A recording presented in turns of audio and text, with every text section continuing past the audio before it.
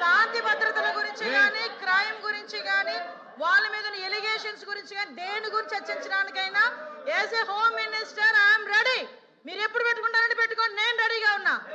దానికి అన్నిటికీ కూడా సమాధానం చెప్తా విత్ ఉదాహరణలు. ఇంకోటి చెప్తున్నా అధ్యక్ష, ఇందాకే బొత్స సత్యనారాయణ గారు గౌరవంగా మాజీ మంత్రివర్యులు పెద్దవాళ్ళు సీనియర్ మోస్ట్ రాజకీయ నాయకుడు ఆయన ఒక మాట అన్నారు, అంబటి రాంబాబు గారు వాళ్ళ తల్లి గురించి ఎవరో మాట్లాడారని.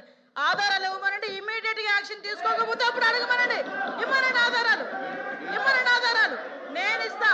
ఇదే అంబటి రాంబాబు గారు బయటకు వచ్చి ఇష్టానుసారంగా మాట్లాడి మళ్ళా బయటకు వచ్చి క్షమాపణ చెప్పారని చెప్తున్నారు కదా.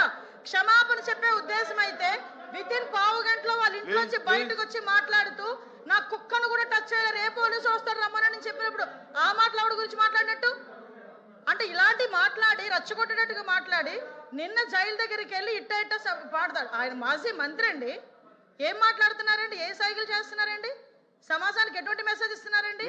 అలాంటి వ్యక్తి గురించి ఇలాంటి సభలో పెద్దల సభలో ఇంత చర్చ అవసరమా అసలు? ఇంత అలాంటి వ్యక్తి గురించి అలాంటి అనకూడదు కానీ తల్లిని చెల్లిని కూడా మాట్లాడే వాళ్ళ గురించి ఈ రోజు ఈ సభలో ఈ పెద్దల సభలో ఇంత చర్చ అవసరమా? అతని గురించి వెనకేసుకు రావడం అవసరమా?